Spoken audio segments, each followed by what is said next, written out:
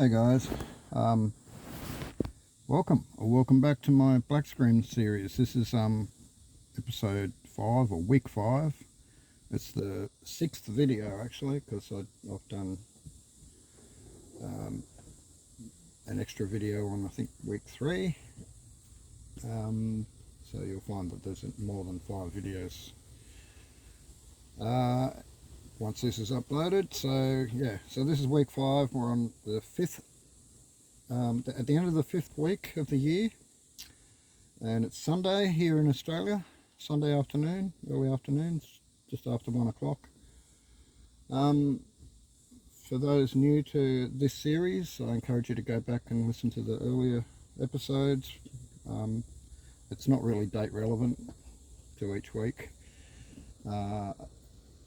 I'm not giving a diary input for you guys on my life or any events that are going on in the world. I guess if something major happened, I'd probably talk about it, but that's not what this is about. This is about getting to know the real me, getting me to be comfortable talking. It's also a cheap way of therapy for me. You guys become my ears, and unlike a therapist who has to be there and has to listen, you guys are here because you choose to, which I really appreciate. So these black screen series are done in like a podcast way. I've just got my camera covered and I'm just talking. That's pretty obvious, right? Anyway, I don't put scripts to these. They're totally unscripted, and they're also unedited. You may notice that I stop and start occasionally, but that might just be because someone's come and interrupted me, or I need to do something with the dogs. One of the dogs that want to get in and out, or they stop barking, someone pulls up, all sorts of random things, right? I could, suddenly decide I'm getting dry and need to have a drink. Just pause for a second, have a drink or a cough, and unpause and keep talking. So it's not like I'm editing. So yeah, there'll be times where you might notice a little pause, and I might even go, "Oh, sorry about that," and you might even go, "Sorry about what?" Because you haven't missed anything. Well, you have. You've missed, something like dogs barking, or me going, "Shut up," or me coughing, or something like that, or someone going, "Hey, Dave, you there?" And the dogs start going off their heads. So anyway, I'm recording this one again in daylight. I started doing these at night, and I was going to start recording this last night, but anxiety has been through the roof, guys. In regards to talking to you guys at the moment, I'm just as nervous on this episode, starting this episode, probably more.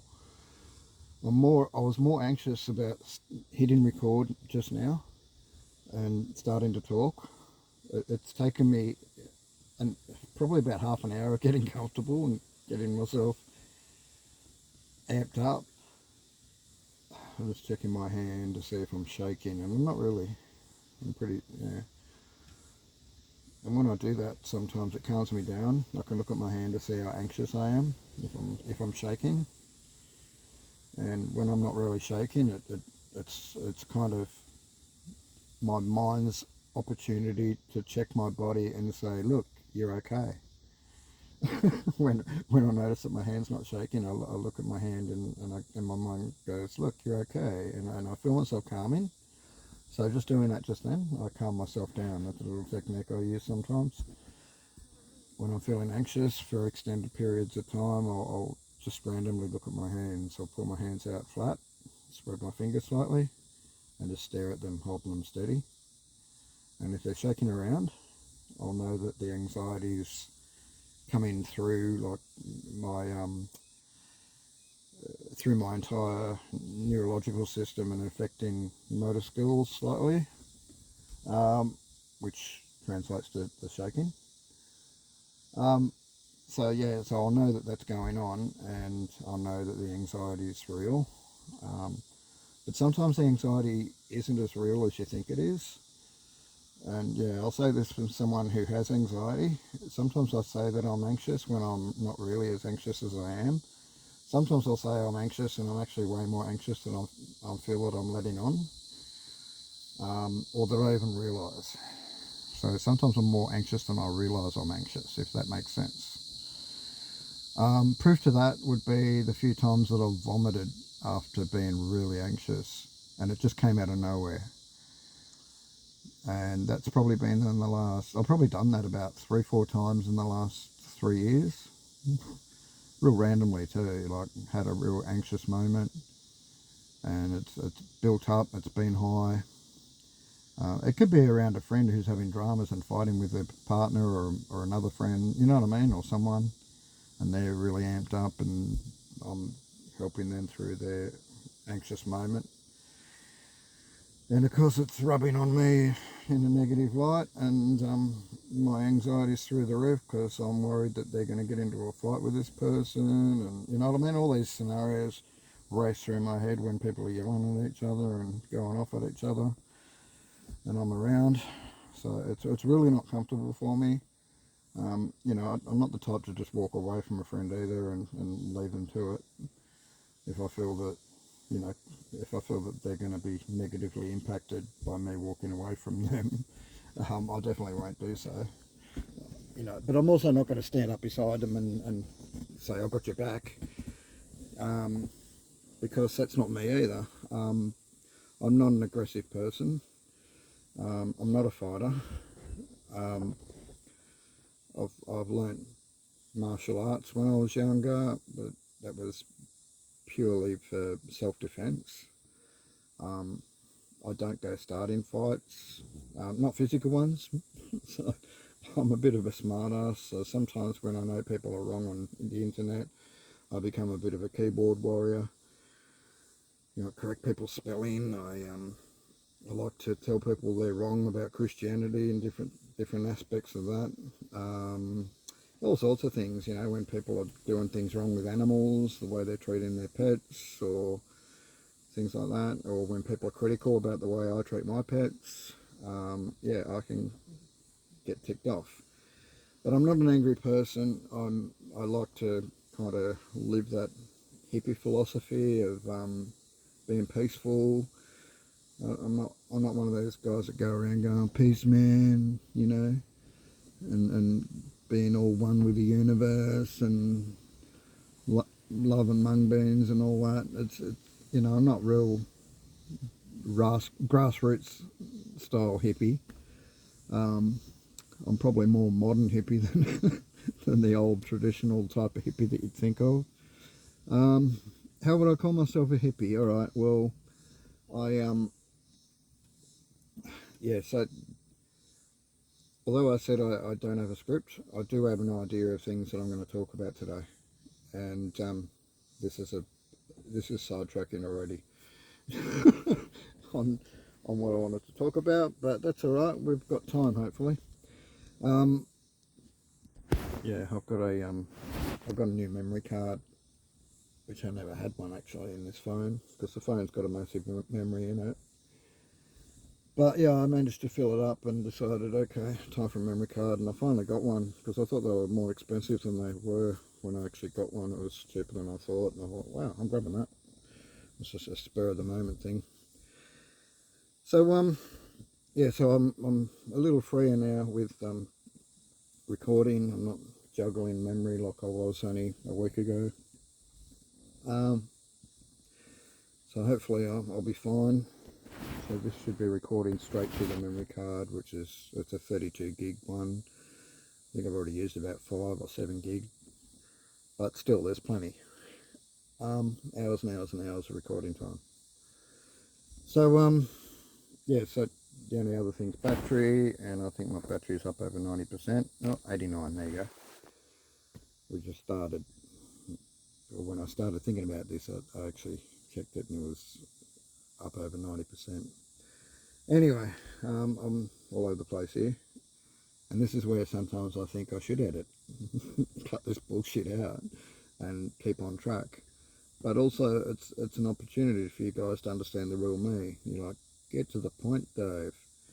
I have people when they sit down and talk to me, they actually don't like the beating around the bush stuff, and it grates them. They don't like it, and they start saying, "Get to the point, Dave." You know, like, okay, well, get back to what you were saying. You know, back to the story. Stop getting sidetracked. You know. So many different things people have said to me over the years, and it takes a friend to do that too. You know, like yes, I know that it's not a great thing to do, to get sidetracked on a conversation when you're telling a story and then all of a sudden you're telling a side part that's totally irrelevant, but you feel that you need to tell that story, that part of that story, and it's nothing to do with the actual story, and all it does is just bore people. And yeah, um, I understand how that is, but it's just me and I can't help it. I mean, saying I can't help it kind of owns the bad side of it, and it makes it acceptable. But I'm not trying to do that. What I am trying to do though is admit who I am, you know, but not try and fake things. I'm not trying to be a false me to you. I want you guys to see the real me, or at least hear the real me. So that's why if I'm going off on a tangent, I really apologise, guys. Like if you are one of those people that it grates and you're like, get to the back on topic, Dave. You know, you're screaming at your computer or at your phone, or walking along listening to this through your headset and screaming out in the middle of a park and people looking at you and you're going, get to the point, Dave. Um, anyway, but all right. So the sidetrack bit. But what makes me a hippie? Why I consider myself a hippie? Why I want to be a hippie too? You know, so for some people, hippie's a real negative thing, and some people don't want to be classified as a hippie. It's a dirty, um, very earthy. It's got some negative tones amongst society. You know, a lot of protesters are hippies, and so people driving to work and get blocked off by protesters, and they see all these hippies not working, not being productive. You know, piercings all over the place, hair shaved and coloured and different things. You know, a lot of them are punk. Some of them are from the LBGTQ. I know all those letters. You know, from those communities. Some of them are from. I've got political stuff going on, but they're into protesting, and although they're in politics, they might have long hair, but they're in there too, and they're even sometimes organising things like that. So I understand how people don't like hippies, and I understand why, but I also understand that the hippie culture in general is not as alive and healthy as it was in the 60s, 70s and 80s. Once the 90s came along, maybe even in the 80s, the hippie culture was looked down on to the point where people weren't becoming hippies. They'd rather be normal. They'd rather be a surfer. They'd rather be going to the gym. They'd rather be being productive in life as a receptionist or an office worker or a salesman or a hairdresser. You know what I mean? Like, they've got a career, and hippie doesn't fit in with that.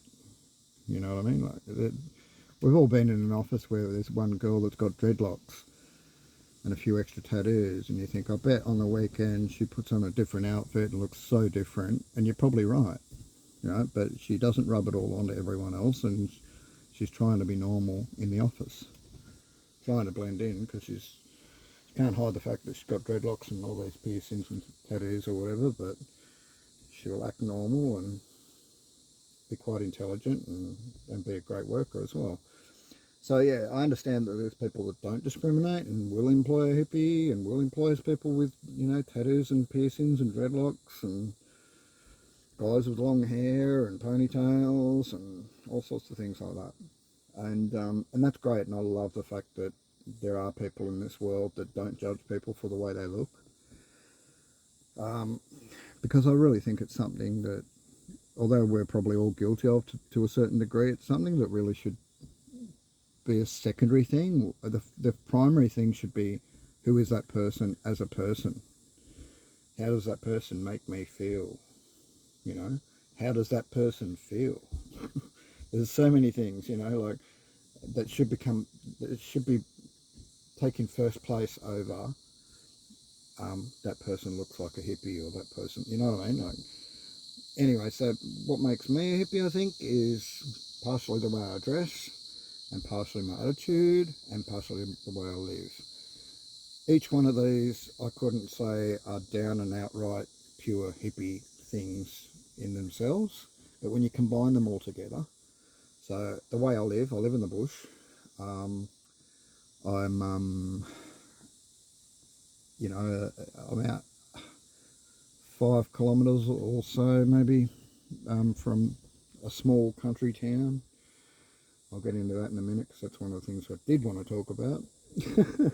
But yeah, I'm only 5 minutes away from Nimbin, and it's a very small country town. It's kind of got a hippie culture to it already. So the town helped me become more comfortable with letting my hippie out, I guess. So I haven't always been like this, and part of that makes me feel like I'm fake. You know what I mean? Like when you used to dress in normal clothes, you know, maybe you'd wear a suit or smart clothes to go to work because you're working in an office or you're doing sales or something. And then you're on the weekend, you're just in jeans and t-shirts and nothing special, and you've got normal sort of haircut and clean shaven. Going from that to having long hair, beard, wearing clothes that aren't considered normal. So yeah, tie-dye shirts, I live in them. I don't have anything but tie-dye shirts. And being a minimalist, I only have a few. I wear them to death and they become rags pretty much. Sometimes, yeah, they're not even good for rags. I was like, I washed a shirt and put it on the line and forgotten about it, and next thing it's got sun bleached, and then it rains, and then I move it again, and I flip it over and let the other side bleach. And yeah, anyway, I've destroyed things by being lazy like that. I'm guilty of that. I'm not, you know, as a hippie, you fail there. But yeah, there's so many things that I do and have that aren't considered hippie. For example, I'm talking on a smartphone, recording this on a smartphone. I don't have a TV at all. I'd, I'd like to say I have my tablet and my phone, but my tablet's, I could say not working. I haven't used it for months. Probably at least 3, 4, 5, 6 months. I don't know. But yeah, my tablet isn't charging. I think maybe buying a new charge cord might do it. I might get lucky. But I'm going to play around with that. It might just need someone that can adjust the little inside bit where the charge cord plugs into the tablet. Maybe it's got a bit loose, or definitely. So yeah, it's I'm having trouble charging it. And last time I noticed I couldn't keep it charging, it was dropping charge, and I thought, oh, it's getting down to like, I don't know, it was about 60-70%. And I thought, oh, I better charge it, and I couldn't get it to charge, and I tried all these different cords I had and mucked around with it, could not even get it to charge at all, even for a second. So that's it, I'm turning it off, and I haven't turned it on since. So I didn't want it to run flat, and yeah, so I don't have a tablet that I'm using at the moment. All I'm using is my phone. I watch TV or YouTube clips and stuff like that. Don't have Netflix. I don't subscribe to anything like that. I used to have a friend that had a Netflix subscription that I shared with her, but I didn't even pay for anything for it. But that's gone now. So yeah, I have long hair, as you know, the beard, tie-dye shirt. I walk around in shoes that are falling apart, or thongs, or barefoot. Spend a lot of time down the creek here, but that's kind of a new thing since I've lived here, which is, I think I moved here in the 23rd of October. Yeah, 23rd of October.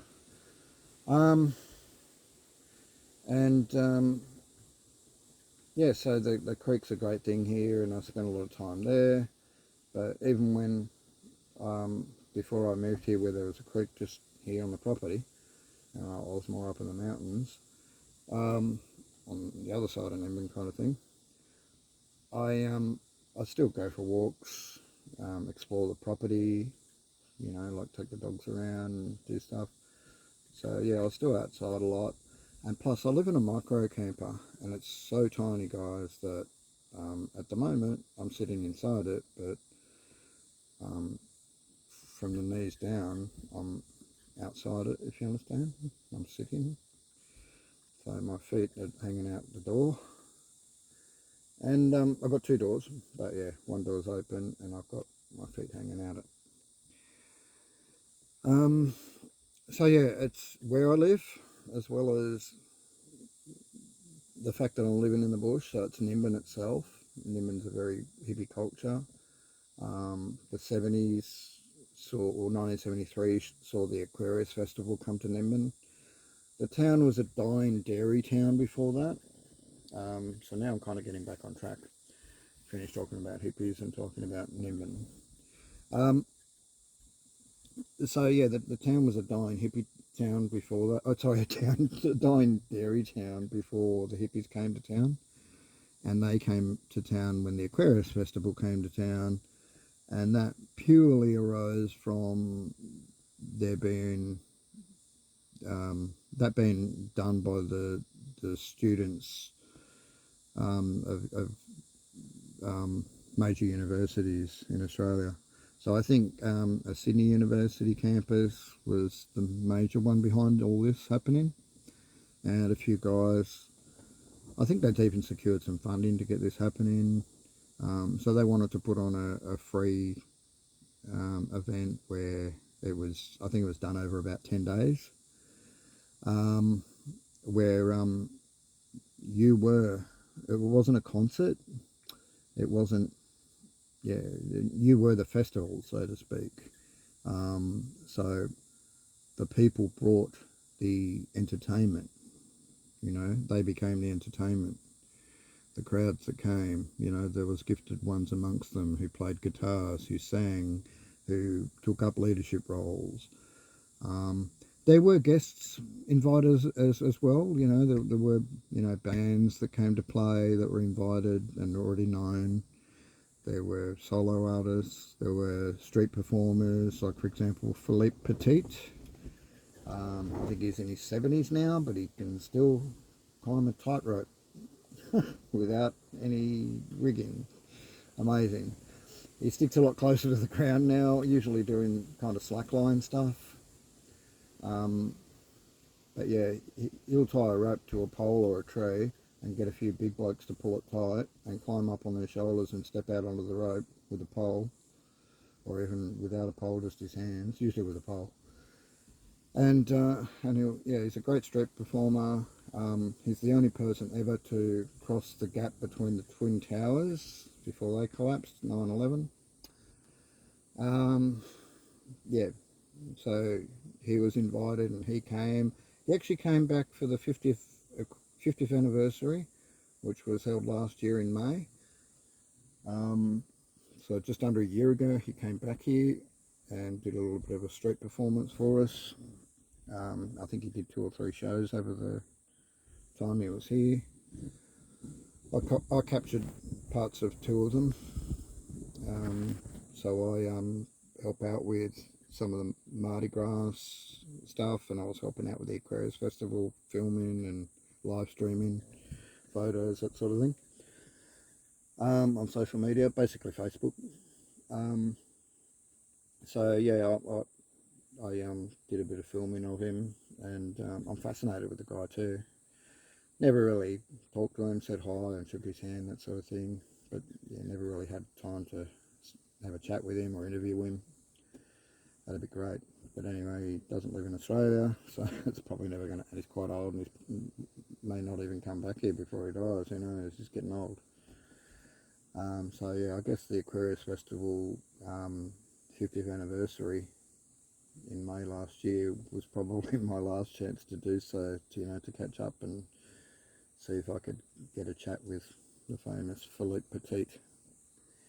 So yeah, he's obviously by the name he's French, and he has a beautiful French accent too.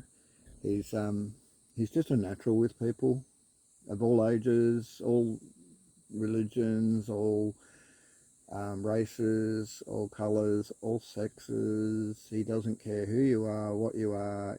He just seems to really love to make people smile. It's a type of, he does little magic tricks, like, he'll reach behind little kids' ear and pull out a coin and act like he just pulled it out from behind their ear or something. And the kids believe it's magic, like, how'd that happen? They put their hand up to their ear to see if there's more coins or a slot or something where the coins come out. Like, amazing stuff. Anyway, that's me once again getting off track. Back on topic, Dave. Get to the story. I hear you. But look, I hear that voice scream at me a lot, that back on topic thing. Sometimes it's louder than others, sometimes it's not.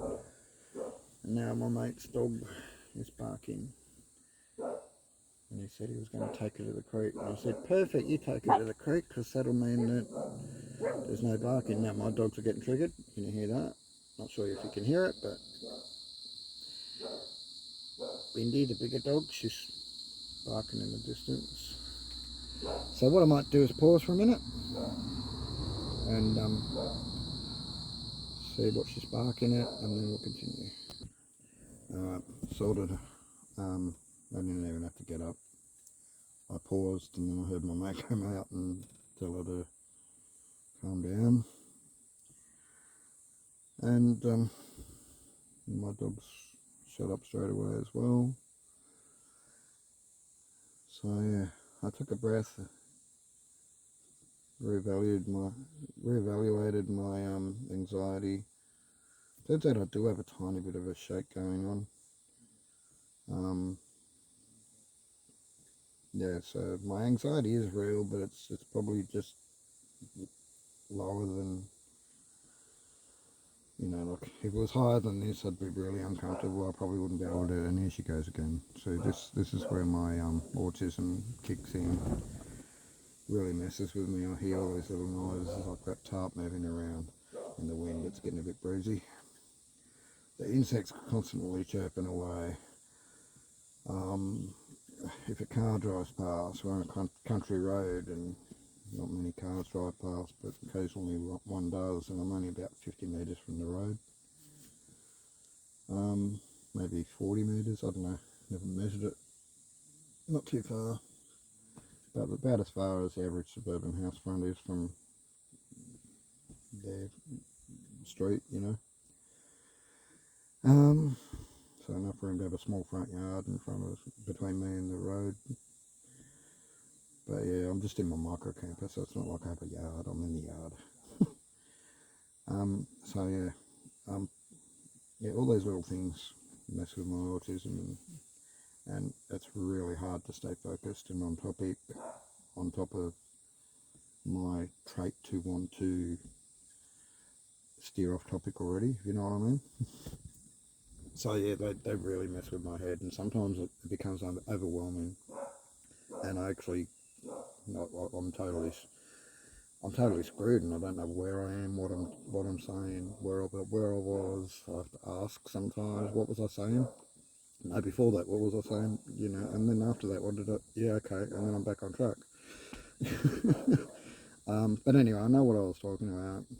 It's just she's barking and she's being annoying, and he said he'd take her to the creek, and now I'm being annoyed because she's not down the creek.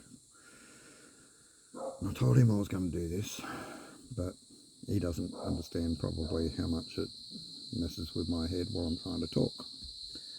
Anyway, so I've got two choices at this stage. Push on, hopefully she shuts up, or I can ignore it and talk over the top of it, or I pause and wait till he actually does take her to the creek and then continue. I think I'm going to push on. I think it's a good thing for me to try and do, to push on. Um, it may affect the quality of what you're listening to, I'm sorry, because it may affect my pattern of speech.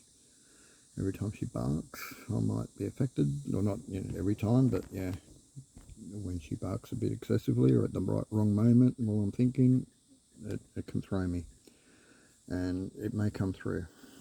But anyway, she's shut up at the moment, which is good. We're back on track.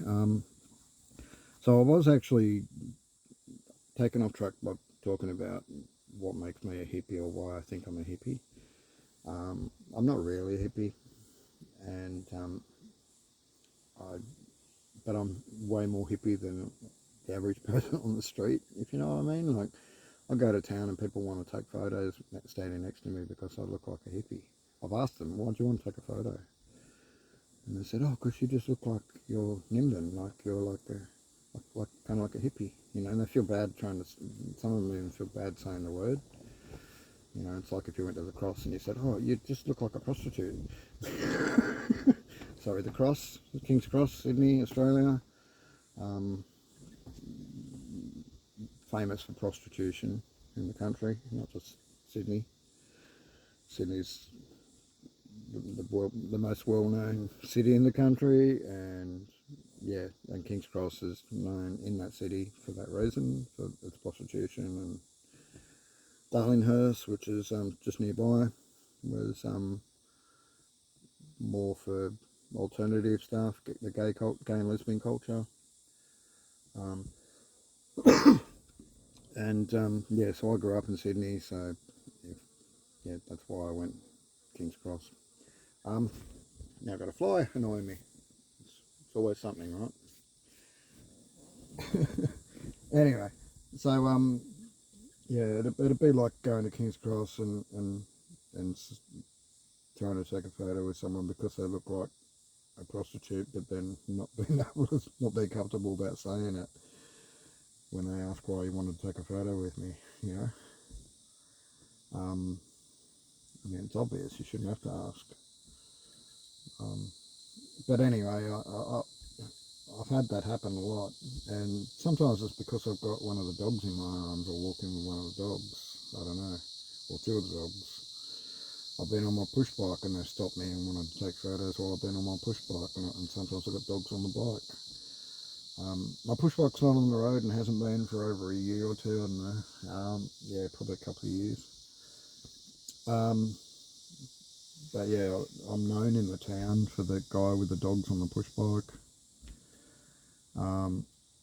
And this inspired me. It was part of the inspiration towards moving towards my project. And by talking about my project, I'm getting back on track. And it's not actually one of the topics. My project is not one of the topics, but I'm going to touch on it just quickly. So I'm building, and I've probably talked about this in previous episodes, I'm not sure. Definitely talked about it in other videos on this channel though, in the past. And shown different parts of it too. So, around 2021, I decided to, so 7 years ago, I went on a trip to Sydney on a push bike, and from here to Sydney, it's I think it was about 900 k's at the time, the trip that I took. 900 kilometres. How many miles is that? Well, 1,000 kilometres is 600 miles, so yeah, if that gives you an idea. So 900 kilometres, and I took so I was doing about 100 kilometres a day or a bit less, and I took 11 days to get there, and that includes staying a couple of extra days at places along the way.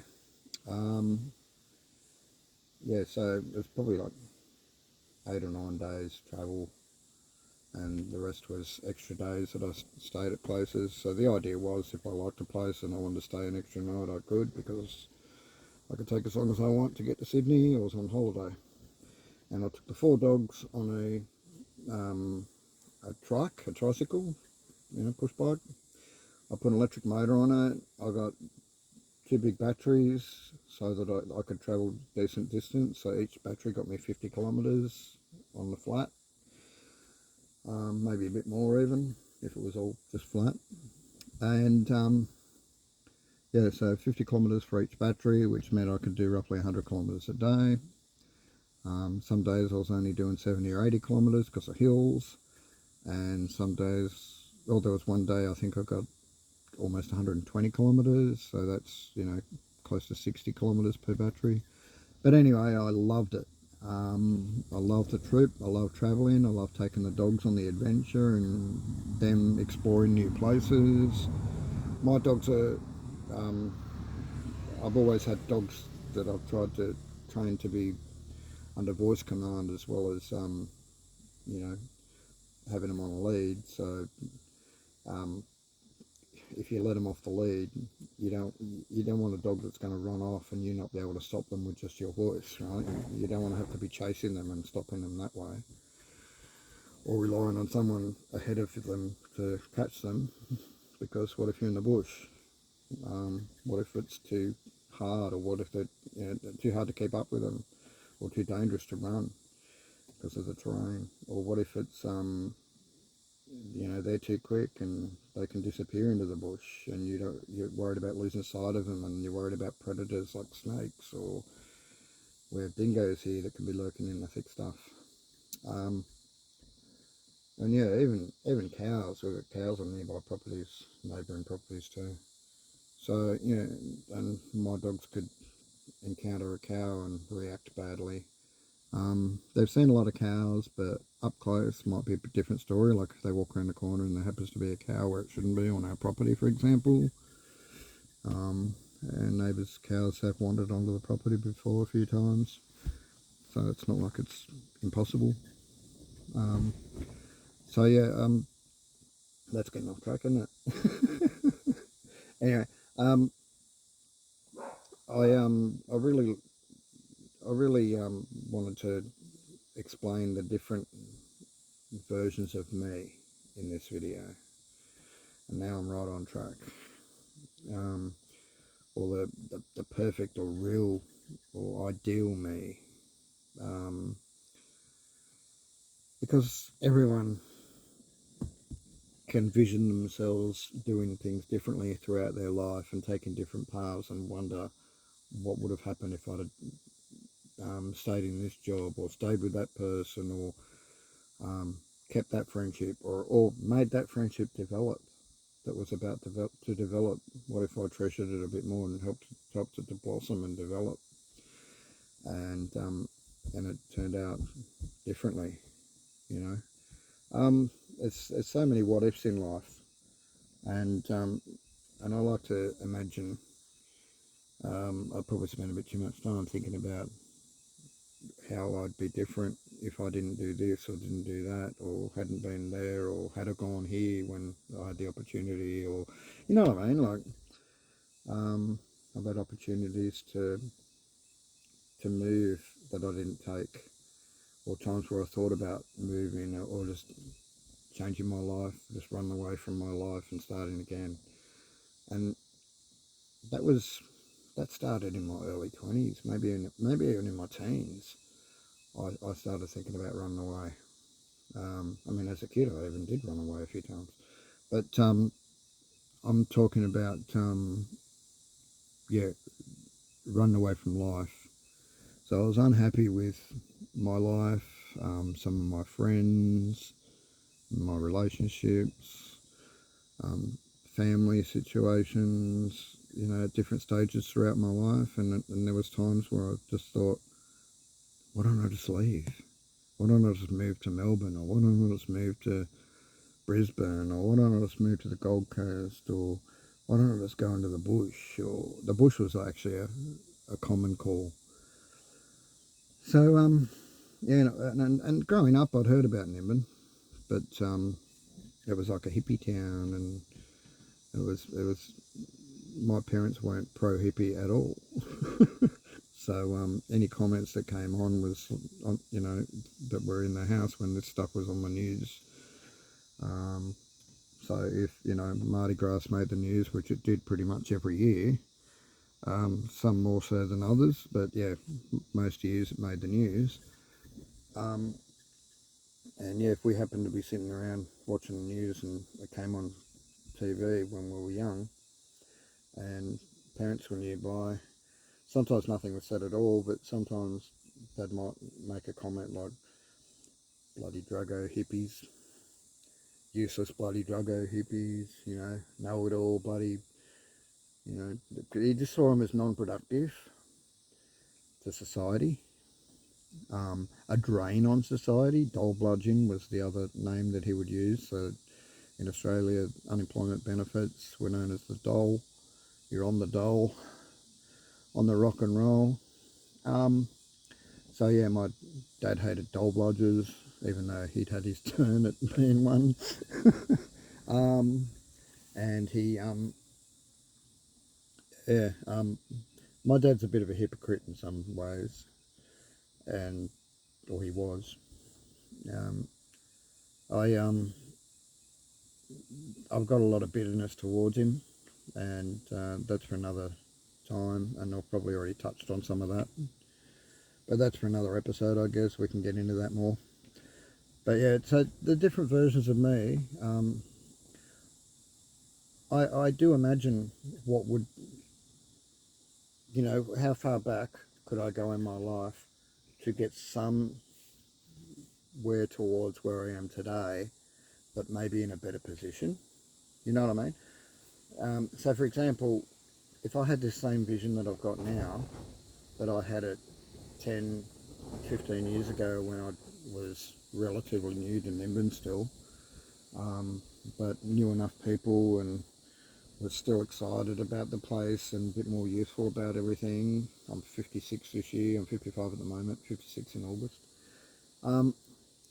So yeah, you know, like when I was say 40, just new to Nimbin, if I'd have known some of the things that I know today and started steering my life goals towards them then, I didn't know that I wanted to be a minimalist then, but I was becoming one, and I was becoming comfortable with it, and I didn't even realise it.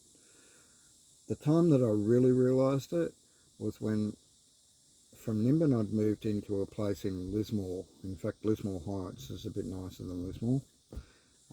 It's more established, and yeah, the houses are a bit nicer. The views are better, obviously. Lismore Heights, you can see over Lismore and out towards the mountains, even towards Nimbin.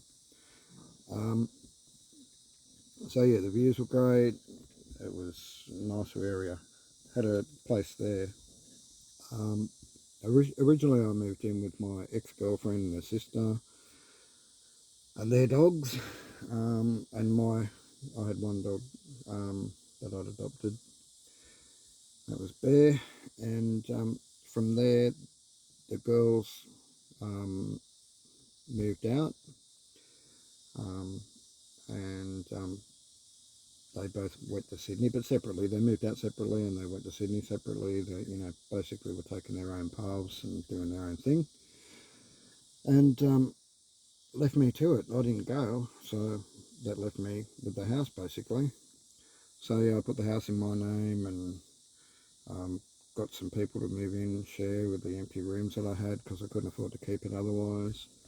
And yeah, things were up and down for a while, and you know, had different people stay there over the time.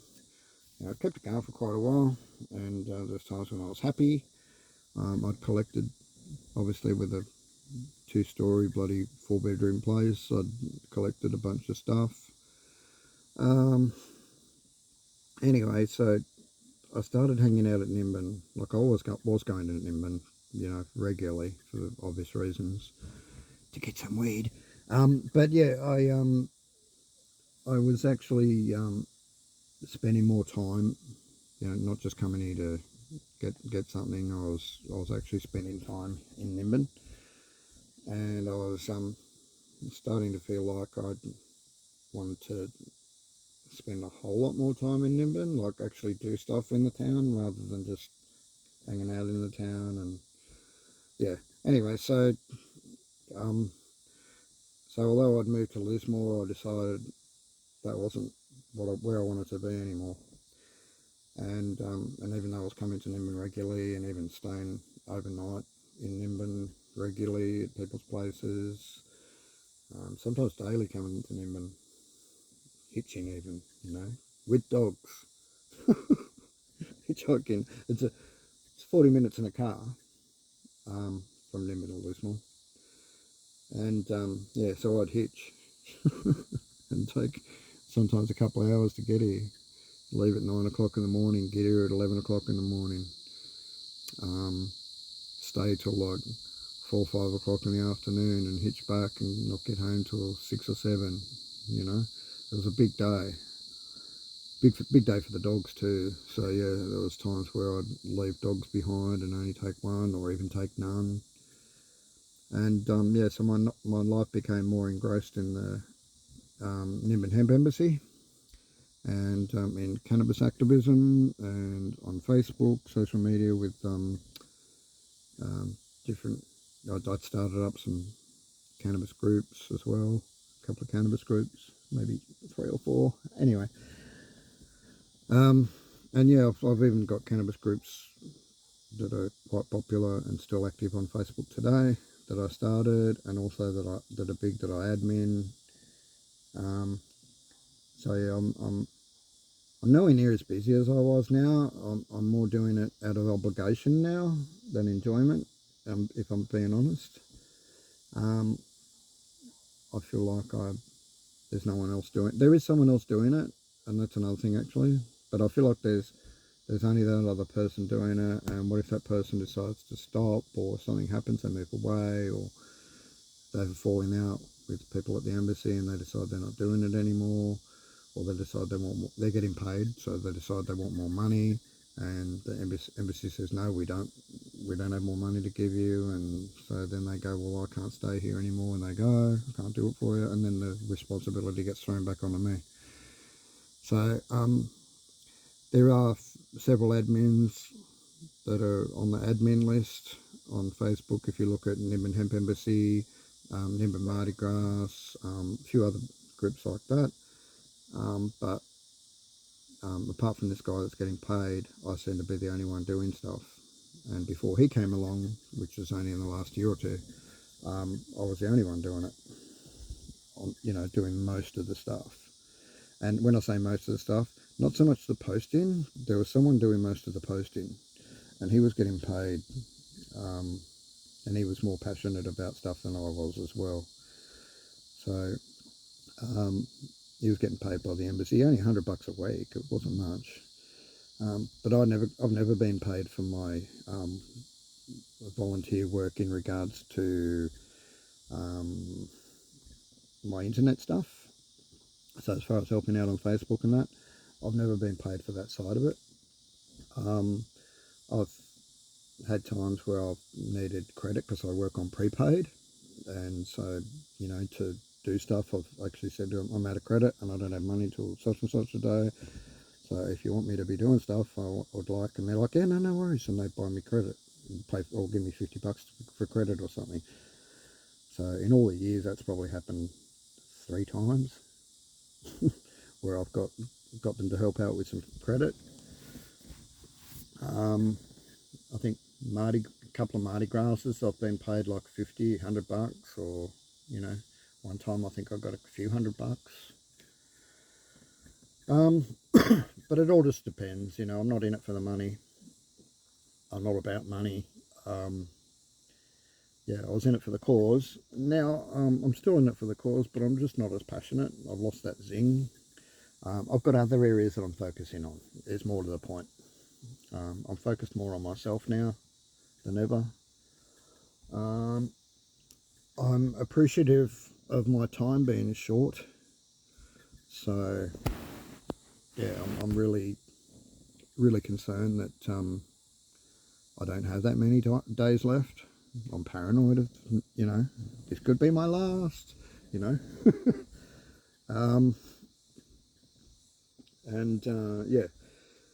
So I'm trying in some ways to make the most of my life, but also I'm trying to adjust my messed up mind, right? So I've got stuff from my past that's holding me back my whole life.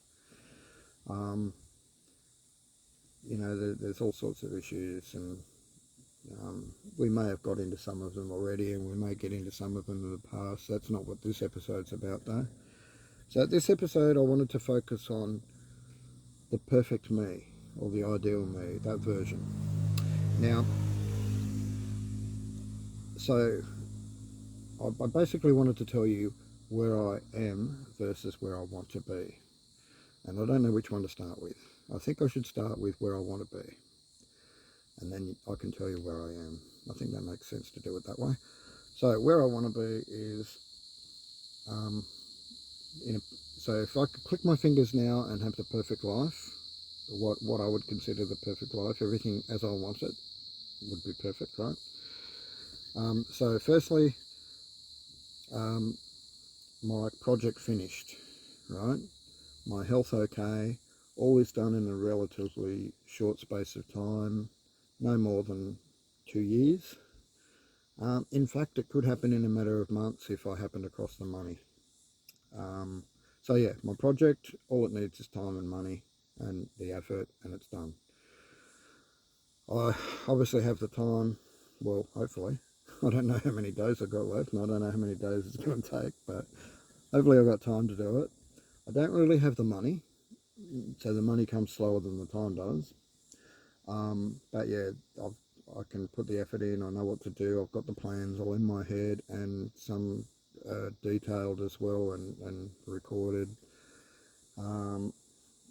You know, I've built a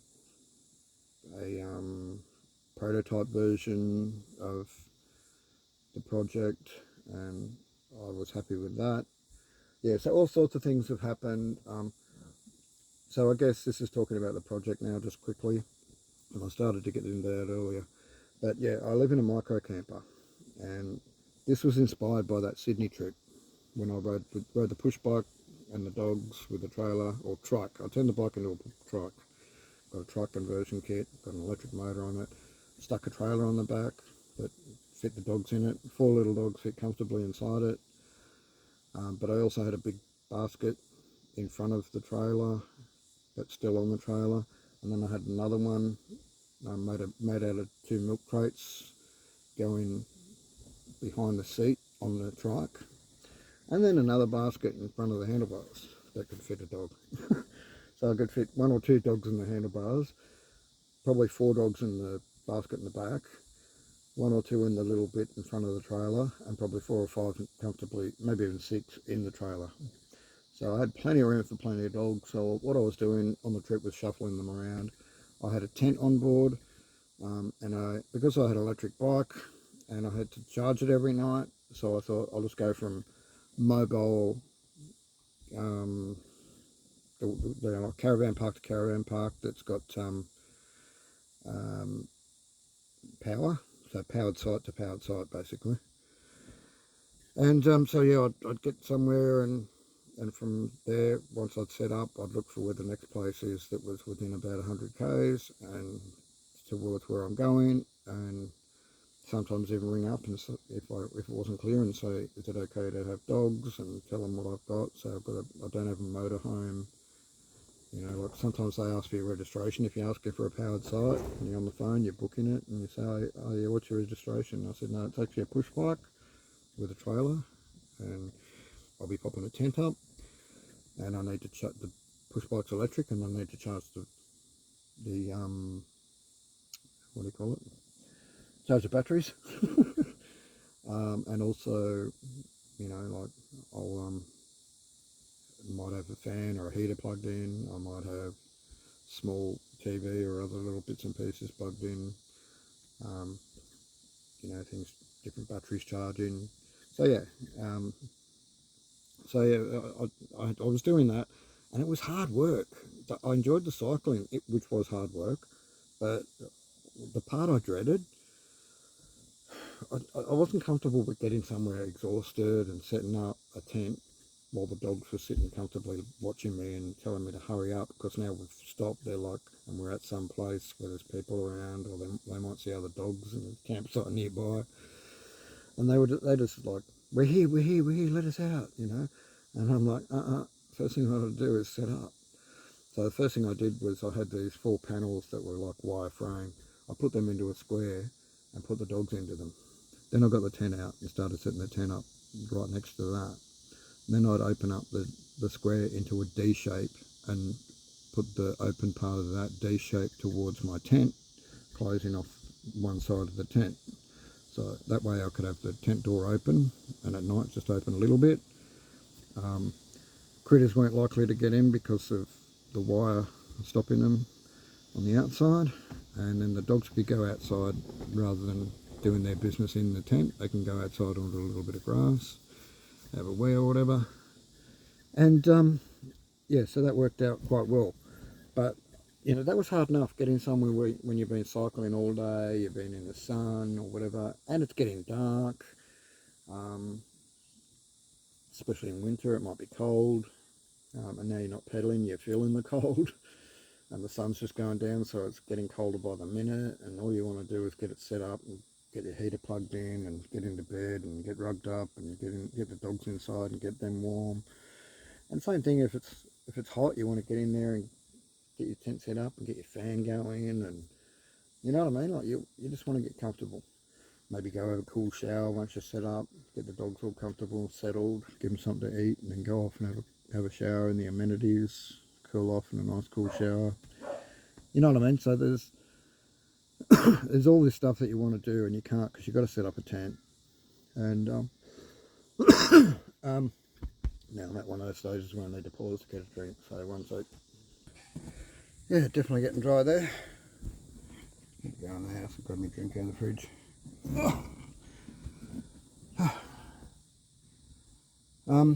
So anyway, yeah, setting up was a bit of a bitch, right? But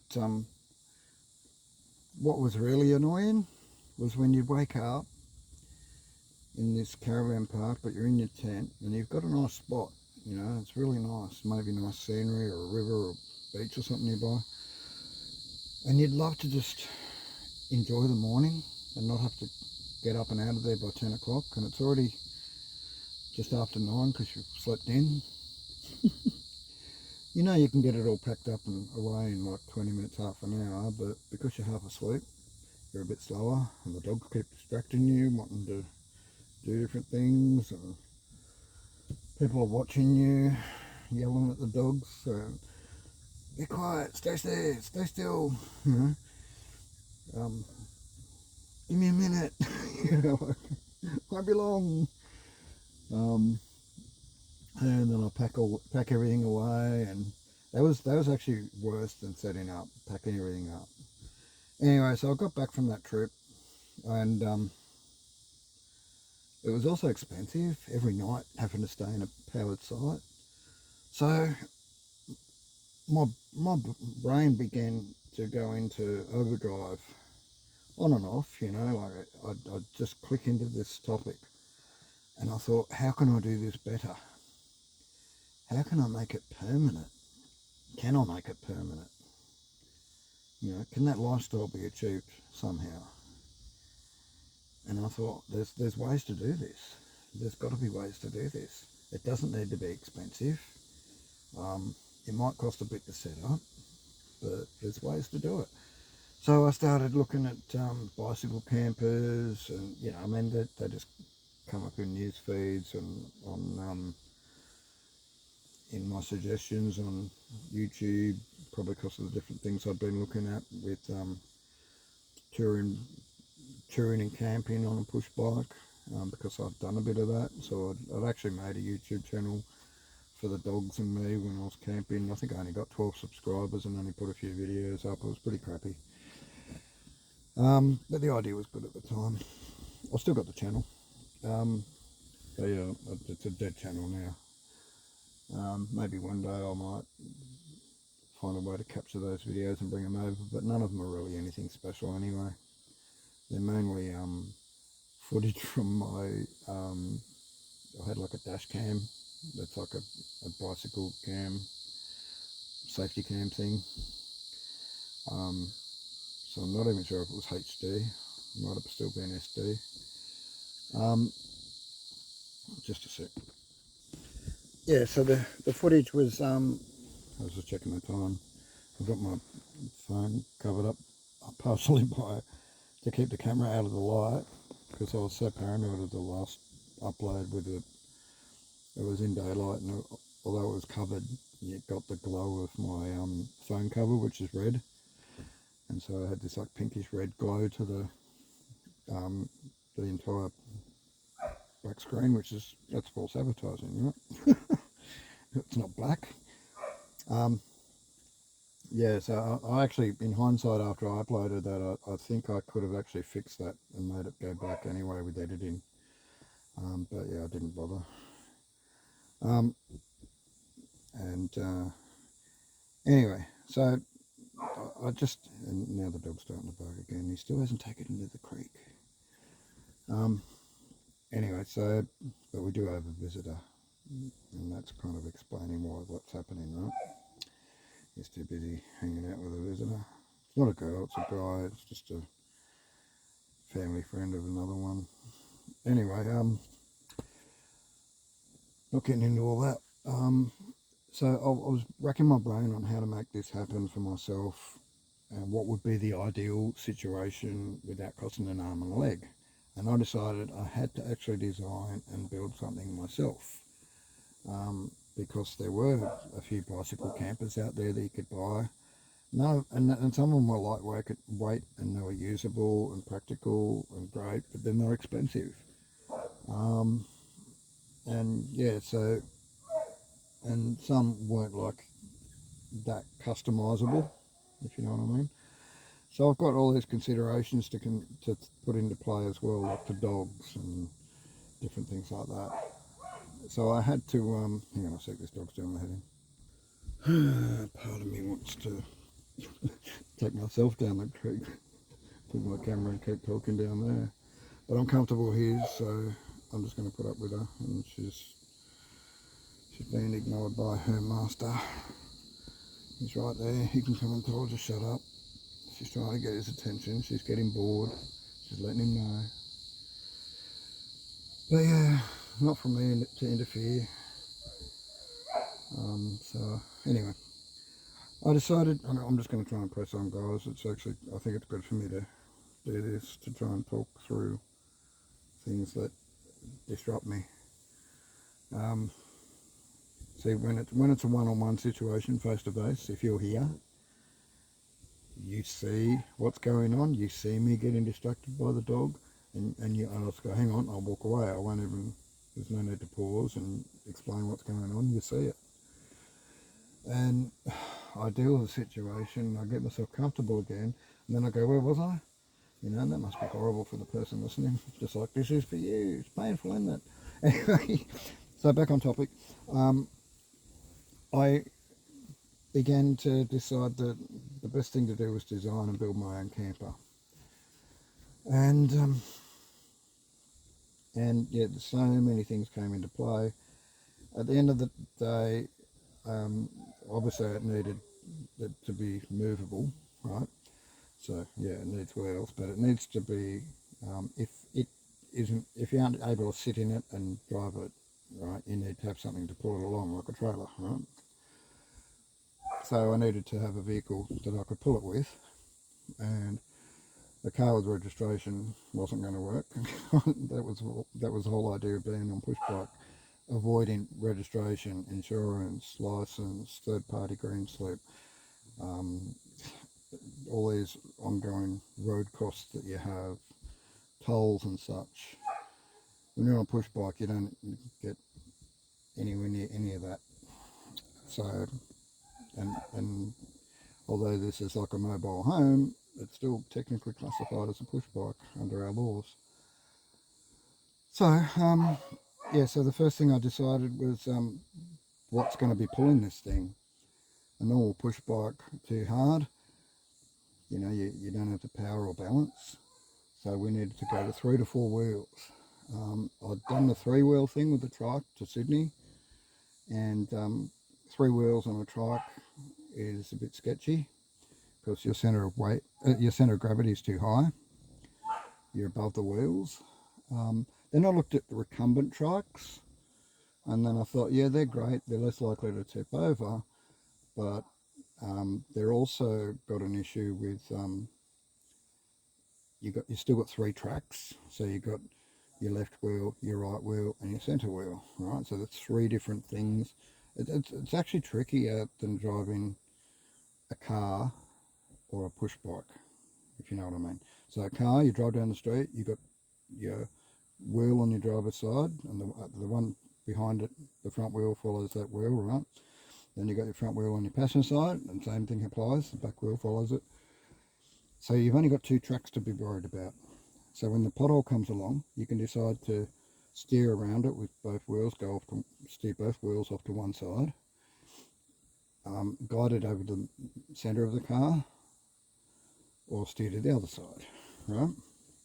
Or you can decide, oh, I'm going to have to dedicate this to one of these wheels. I don't have any choice, and I have to hit it. So you slow down, you hit on one side, you hit it at whatever speed you choose to make it, not destroy your car, or hopefully.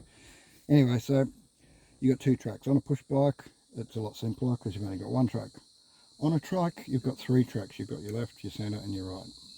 And I've experienced that, so even on a recumbent trike, although recumbent trikes are far less likely to tip over, and you can build a body around them, and you can carry more weight, which were big ticks for me. The downside was the 3 tracks. So I then decided, well, what about a quad? A 4-wheel recumbent bike. And that became the thing I wanted. Straight away once I thought of that, beautiful, like I watched a video on the pros and cons, trikes versus quads, and the guy that was doing it really just upsold the quad, and it just happened at the right time. And I was already, I like the idea of a quad over three. I like the idea of 4 wheels over 3, and for so many factors. So if you're designing a vehicle, it's more realistic when it's got 4 wheels. So if I'm building a copy of a Jeep, and sizing it down to the size of a bicycle, it's going to look more realistic if I've got 4 wheels rather than three, right? And yeah, so many different reasons. The fact that we've only got 2 tracks then, because we've got 4 wheels. Grip is another thing. Handling is another thing. Cornering is another thing. Weight distribution. So many pluses that it's just ridiculous. And yeah, so the next thing that happened was the Cybertruck. So the Tesla Cybertruck came to my attention. I think I saw the launch very soon after it actually happened live on YouTube. I watched the actual launch, and immediately I fell in love with the concept, and I thought, I hope this car comes to be. Took a bit longer than we all expected. It's only been out now a couple of months, so yeah, it took a few years, but they have now putting them on the road. There's quite a few on the road already, and I'm just waiting for the day that we see one in Australia. There's still a chance that mine could be finished before then, so as you're probably aware, I'm building my own, but in a push bike size. So yeah, it's a 4-wheel recumbent velomobile. A velomobile is an enclosed push bike. There can be 2, 3 or 4 wheels. And the velomobile is that side of it is usually for aerodynamics. Sometimes it's to keep weather away, or that's just an added benefit that you get from the aerodynamics. But and then you've got other added benefits. So you've got storage area. That's you don't have to use saddlebags anymore. So there's so many things that come into play with building this. So I fell in love with the Cybertruck, and I thought, hang on, can I make a push bike Cybertruck, a 4-wheel push bike version of the Cybertruck, size it all down. So I got the plans, I measured my body, I worked out how small I could get that Cybertruck, I worked out about 40%. Anyway, so I've made template, and then I've made the steel frame, and that's where we are at the moment. So I've got most of the steel frame done, all the shell, the exterior is built, the tailgate's built. But yeah, just bare skeleton at this stage.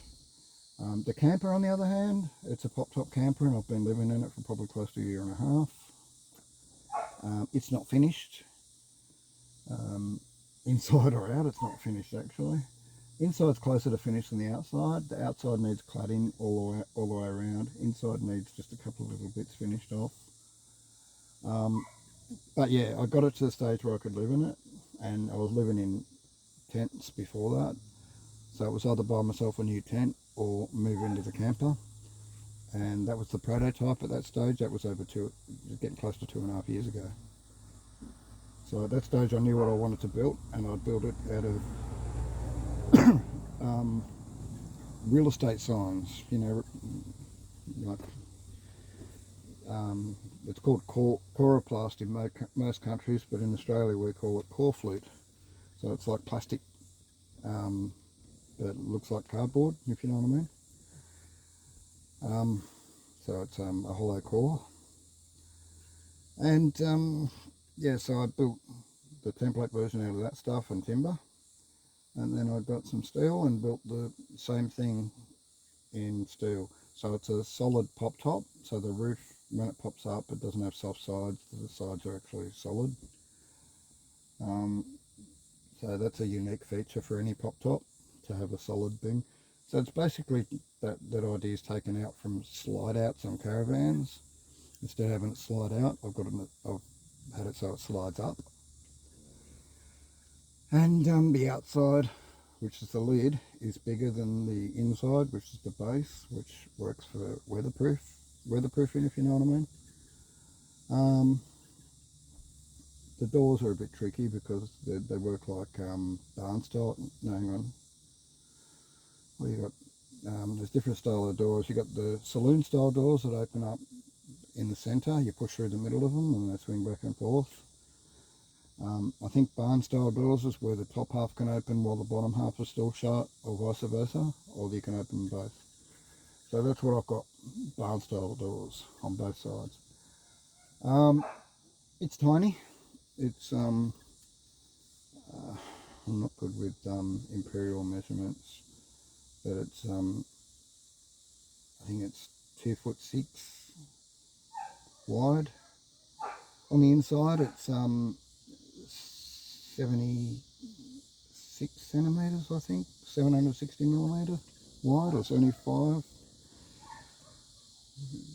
Brain's not with it at the moment with the measurements, even though I've got some of them in front of me. Anyway, and I should have it all memorised. But yeah, this dog's throwing my brain, as you can tell. It's still barking. Anyway, so yeah, so I decided to build it, and I committed. I built the camper. It's not at the stage where it's easy to be towed, and I don't have anything to tow it with, but it's movable. So if I get a friend with a ute or a trailer, a ute and a trailer maybe, I can move it to wherever I need to go. Just get someone to help me lift it up onto the trailer, we tie it down, go to where I need to go, pull it off the trailer, pop the top back up, you know, and it's set up again, ready to go. So it's pretty easy, and it's a micro home. It's something I'm proud of. I've built it myself, and yeah, there's so many things. We won't go into it all now, but I'll say that for another episode, I guess. But because this has already been how long? Over an hour, heading towards an hour and a quarter. Yeah, so I decided on micro living, and that was because of the micro camper, right?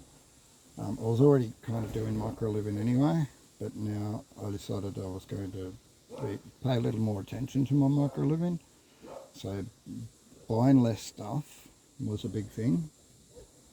Part of it was to save money too, so I could dedicate money towards this project. So yeah, not doing unnecessary things. I haven't paid for a haircut for probably decades. I haven't bought a new pair of shoes in I don't know how long. And when I do buy new shoes, they're cheapies, like cheapest cheap shoes. And I wear them to death till they fall apart and they're pretty much unwearable.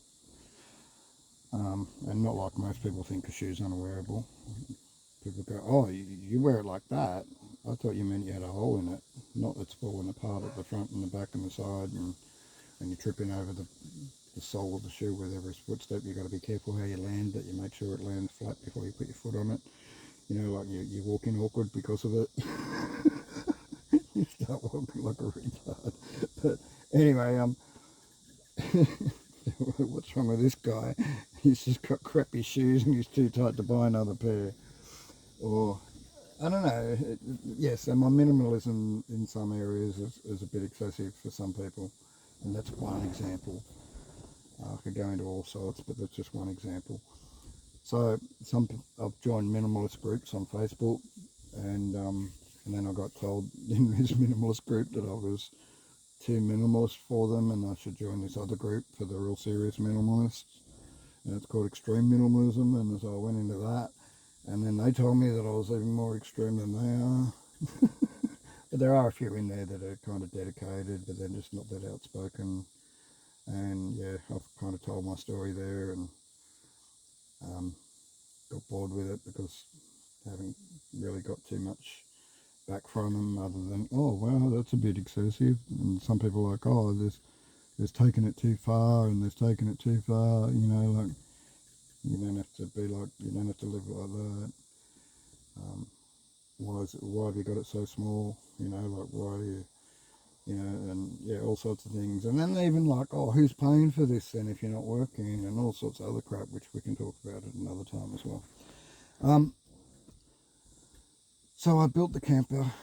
I'm building the Cybertruck. It is a dream and it's a reality at the same time.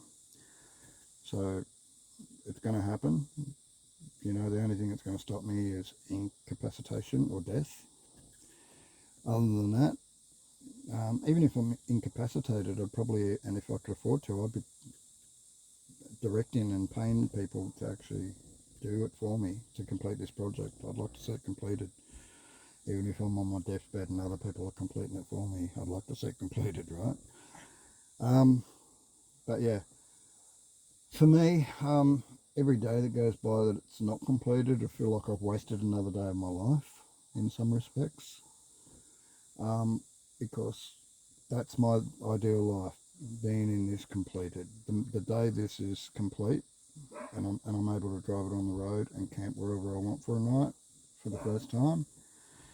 Obviously it's only going to be probably 50 k's or something from here, or maybe even just in town. I might camp in town for the first night, which is only 5 k's away. But you know what I mean, the moment I'm able to, even just the moment I'm able to drive that Cybertruck for the first time, and it's working. And I've even made some compromises so that I can get it on the road, not the way I ideally would like it, but just get it on the road on the cheap and on the quick. So I looked at all these ways that could bring like over $10,000 worth and lots and lots of time down to a matter of months and only a few $1,000. But I still don't have that few $1,000. I have the months, hopefully, but I don't have the few $1,000 to just go and get it all happening in a few months. So, but it's a lot more realistic, isn't it? Having, you know, like one of you people might be like, oh, Dave, I've got a few $1,000 I could spare you, and you can pay me back at so much a week or whatever. You know what I mean? Like, there's some people that would rather fee. I'm that kind of person. If I had that money and I had someone like myself that I was friends with or just encountered on YouTube and I was really happy about what they were doing, I'd probably give them money if I could, you know, if it meant nothing to me other than to see them achieve their goals. And in fact, most of my life I've spent helping others achieve their goals. So I will not feel all that guilty if someone, you know, taking someone's money if they offer it to me, or taking a loan if it's offered. Of course, a gift would be great, right? If someone genuinely has the money to be able to give me that and just go, here, a few $1,000, it's nothing, mate. You know, I'm not even going to notice it. yeah, you take it and you get your project done, you get it on the road, and you'd be happy. Don't worry about paying me back. Use the money that you're going to be using to pay me back to work on the other side of it, the camper, and work on getting things even better than you planned on. You know what I mean? Like, I'd love that to happen, but I'm kind of fantasizing here. I don't really know if I've got anyone on in my YouTube audience that would be like that. I don't have any Patreon or GoFundMe or anything like that that's set up. I'm a little uncomfortable at this stage with just a small audience doing so, and also with not releasing content. So that channel's been very quiet, deathly quiet, since my friend died on the 23rd of September last year. I was doing weekly uploads up until then, but that just really threw me when she died. So yeah, and I'm still kind of recovering from it, you know, and you don't realise how close you are to someone. You know, it's almost like in some ways she was a girlfriend, but she wasn't. You know, we weren't romantic. We were just besties. But yeah, you don't realise until someone's gone how much you think of them and how highly you. And sometimes it's their death that brings out a lot of that too. So I have people say that she helped me with this, or she did this for me, or without her, rah rah rah, I wouldn't have done that, or you know what I mean? Like, yeah, to have someone be revealed to you in that way, you know, you always suspect that they're all right, but you thought they had their bad side too, right? Because you could see them in the real, see them in the flesh, see them for real, right? But hang on,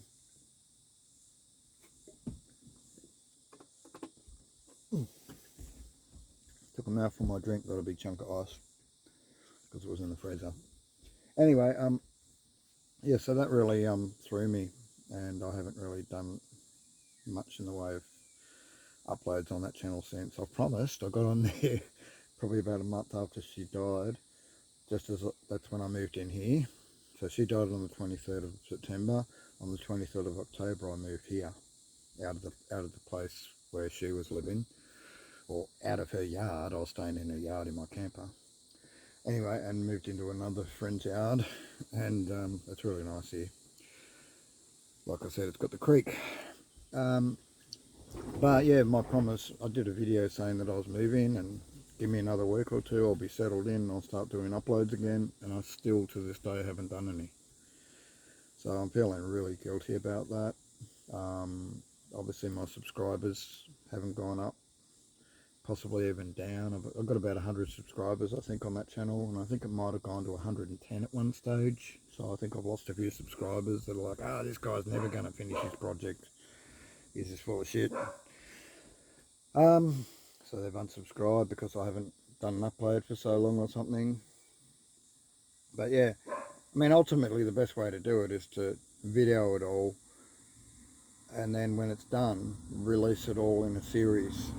You know, turn it into a 5-part series, you know, half hour each, or 10 minutes each even, you know, and just, or an hour each, who cares, you know, but just explain the process of the build and all that. And you show a preview in the first video, and in a highlight of the start of each video, like an introduction, and then in the last video you're riding around in it cruising. And that would gain a really big audience really quick, I'm sure, if I did that, but I didn't do that. I started telling people about it and created the channel long before I started building anything. When I was at the planning and drawing stage still, I started the channel up. Because I knew what I wanted to do, and I thought, well, let's capture all this on YouTube, and maybe it'll go spastic. You know, like crazy amount of people would latch onto it early and follow it, and part of a pipe dream was that at an early enough stage, and I'd have enough people excited about it that, and it would be that big of a channel that I could actually monetize and make an income. Not a big one, but just enough to accelerate the project quicker, make it so money wasn't a thing holding me back. It's still a thing that I want to do, but it's going to take time. At the moment I'm focused more on this channel actually, as you can tell. I just thought, build this channel up. I always wanted this channel, that's my personal channel, I always wanted it to have a decent audience anyway, and I should have grown it with my Facebook following, but instead I neglected it. There's times where I haven't uploaded for months or years, or, you know, sometimes, yeah, it's just, it hasn't been a thing that I've been focusing that much on until now, until recent times. And that's inspired by a few different things. Big part of it was wanting to gain more listeners and more viewership, and more subscribers and more likes. So yeah, I wanted to grow the audience. I want to get to 1,000 subscribers, so at that stage you can monetize and go live, do live streams. So I like the idea of live streams, and you can't do them when you don't have enough subscribers. And also you can't monetize either. So yeah, I mean, I can do product endorsements, or I could have my own products that I sell, but yeah, I'd also like to be monetized at the same time, so that if I've got the YouTube audience, you know, if videos go viral, I get paid for them. And of course, when you're getting paid for them, you're going to increase the quality of the content, right? You're going to have better quality content, you can afford better equipment. You know, my mate's saying, oh, you should get a microphone, a little clip-on one that you can clip on around your neck or something, and that way when you're doing your videos, your audio will be better, because it's just going through my phone at the moment. And I said, yeah, I should. And he goes, yeah, they're not that much. And I'm like, how much? He goes, oh, you can probably get one as cheap as 10, 20 bucks. And I'm like, yeah, it's 10, 20 bucks I don't really have at the moment. You know, even that memory card that I said I'm able to now record, nearly an hour and a half now. But yeah, it's a memory card, means I'm allowed to record more. And that was 12, 13 bucks, and that was, although that was cheaper than I expected, it was still a lot of money for me at the time. So I'm really running a tight ship financially. So guys, any ideas on how to make money, or if you have any spare coin that you want to throw to me, get in touch with me in the comment section firstly, and we'll take it from there. I don't even know how people are going to get money to me if they do want to help me, because I'm not set up to do it. Probably direct debit, who knows, I don't know.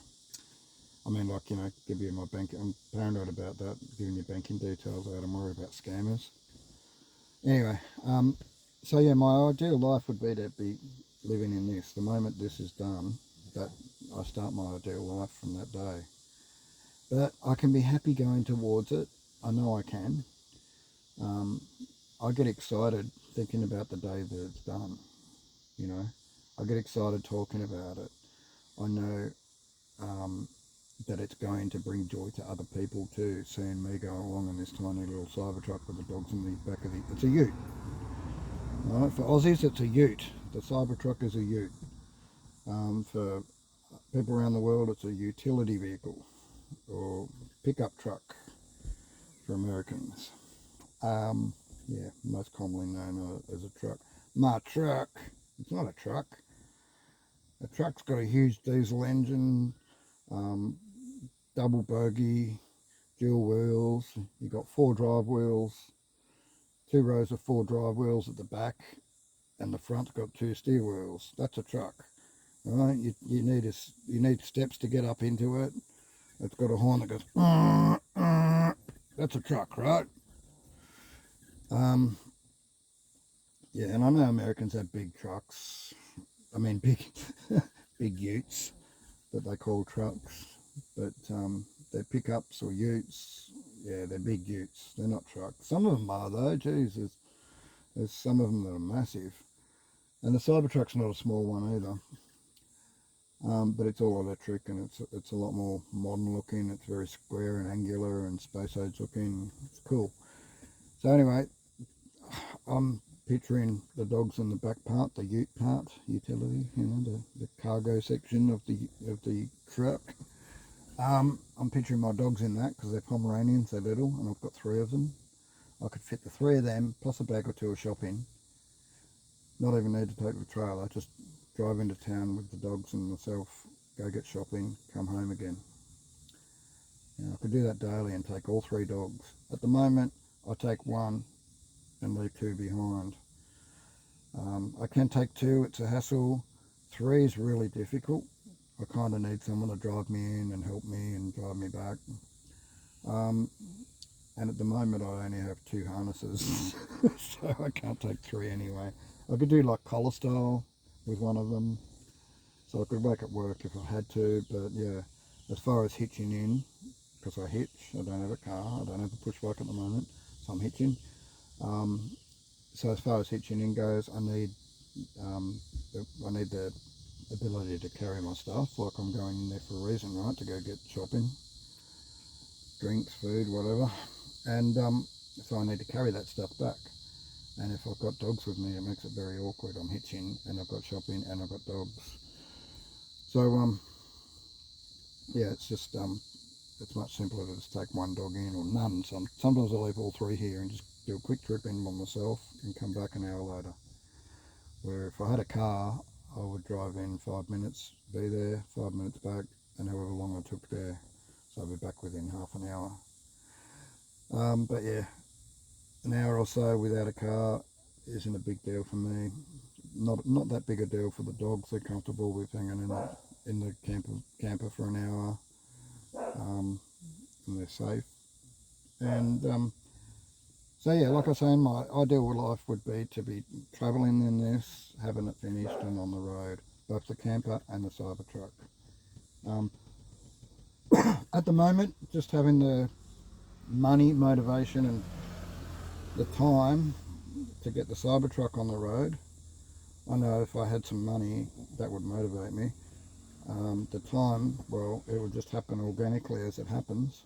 I'd order the parts and I'd put them on if I had the money, and I'd be building and, you know, getting it happen. I reckon if money wasn't the object, not if I was rich, but just if I had the money to just pay for things as I needed them, rather than having to save up for things or borrow. Yeah, so if money wasn't an object, I reckon I could have the thing on the road within 3 months, maybe even a month or 2. It'll be corner cutting and all that sort of thing, but I'm happy with that. I'm totally happy. I'm even keen for that. And even if I was rich, I'd probably still want to cut corners and get it on the road quicker by doing most of these cost saving and time saving things that I plan on doing. So for example, bringing it out originally as a 2-wheel drive instead of a 4-wheel drive to save money and time. It's just going to happen. You know, not having the right electronics set up that's expensive, and the batteries, you know, just making do with more off-the-shelf components. That's going to happen whether I've got money or not, just to get it on the road quick. Because also once I get on the road, there's going to be bugs. There's going to be things where I go, oh, I don't like this, or this worries me, or I've got to change this totally. And the less developed it is, the easier it is to change things as well, if I need to change things. So anyway, so that's the perfect me. And also sharing that, right? So vlogging, videoing, you know, vlog, V-L-O-G. Video logging everything and uploading it all to YouTube, social media, on the daily, at least weekly or a couple of times a week, showing people my journeys with my dogs, the adventures that we have and the places that we go, because we'll be free to go where we want, right? So yeah, sharing that on social media, and also having that all popular enough to be monetized to the point where I've got enough income, not to be wealthy, but yeah, enough income so that I can say, well, I don't have to worry about paying for this because I've got a good YouTube audience or good YouTube income that's supporting me. I don't need to worry about paying for this. You know, say something goes wrong with the camper, I can say, okay, I'll pull into this place, I look at what I need, I assess, I purchase the stuff, I maybe get an electrician or a mechanic or a welder or someone, rather than doing things myself and getting it done quicker. That way I can focus on editing, videoing, you know what I mean? Like, rather than be tied down because of my predicament, I might have the money to document the predicament, like a lot of other YouTubers do when they have hiccups. They document them rather than let that hiccup halt them in their tracks. So yeah, I'm really keen on getting the Cybertruck on the road at the moment, because that's transport for me. It's also going to change my happiness knowing that I've got this cool vehicle. It's going to be an instant hit. I know it is. The moment I drive it into town, even basic and unfinished, it's going to be an instant hit the moment people see it, because it's obviously going to have me and the dogs in it. I'm sure the first time I drive it, I'm not going to leave them behind. It's got the room for them, so they're coming with me. So yeah, it's a nice trip into town from here too. It's all flat, nice roads. It's only a country road, but yeah, just driving into town from here would be a dream. From where I used to live, it was a bit of a mission. It was all downhill, and it was a bit longer. Sketchy, steep downhills sections and corners, but yeah. So going home would have been an issue. It's been a big test on the Cybertruck for braking componentry, but yeah, here we don't have the steep hills and we don't have the windy roads, and it's a lot better. So I'm really looking forward to hopefully still be living here at the time when the project's finished enough for me to drive the Cybertruck out of here for the first time into town. That'd be great. That day will be a happy day for me. And then the next happy day would be when because once I've got the Cybertruck drivable, I then may focus on getting the camper to the stage where it's now towable. So because at the moment it's got two bicycle wheels on it, 20 centimetre, they're trailer wheels, right? They're not meant to handle the weight that this thing is. And in fact, one wheel's collapsed and folded down like it's in an L shape. So we're down to the axle practically on one side because of that. Wheel won't even turn. It's yeah, wobbly as a coin that's been hit by a lawnmower. So yeah, I mean, they were only meant to be on here so that I could manoeuvre it around while I was building it. They're not meant to be used for travel. And it was just because I had a mate tied onto his trailer when I moved it one time, and he tied it too tight and went over a bump, and that wheel just folded in. We straightened it out again, but yeah, it just can't handle being rolled on and just folds in again. So yeah, so I need 4 wheels, and they need to be undamaged and brand new and solid. And so yeah, working on that, the suspension, the cladding for the outside of this, the solar system and electrics for this, they would be the next steps once the Cybertruck's on the road and, you know, got the basics done to it. Yeah, so having this thing at the stage where I can tow it would be the next stage. Then we work out how we can, because it's flat here, I'd like to tow it even with no motors or anything like that. You know, we can do it on a flat road with the Cybertruck just pulling it in 2-wheel drive. It'll be okay. I might turn around after 100 metres and bring it back and go, okay, we need motors for this to be viable. We're back to just driving the Cybertruck around for a while. But that's alright, I want those experiences. But the day I know I can confidently drive out of here with the both of them done, that's real happiness. So yeah, and you say, well, that's a materialistic thing that brings you happiness. Yeah, so be it. That's what it is. It is what it is. I'm not hiding it. I'm not sugarcoating it at all. I'm trying to be as honest and open about it as I can. what would make me happy right now is to have this project at another stage of completion, if not complete. Obviously completion would make me happy, but at a more advanced stage of completion, obviously I'm happy with the completion of the camper so far. The fact that I can live in it, and I have done for over a year, is fantastic. It's just a great setup. Hang on a sec, I've got to watch out for my dog. Yeah, sorry about that, guys. I've gone way longer than I wanted to with this one. I've been beating around the bush a bit, but yeah, I could have said all of this in 10 minutes, right? But we wouldn't have had this great chat. I sometimes wonder what you're thinking on the other end and what you'd be saying if you were here with me, and it kind of makes it awkward too at times. Anyway, one sec. Anyway, sorry, was that a smoke? I went down the wrong way, but I'm alright. No, I'm not. Throat tickles.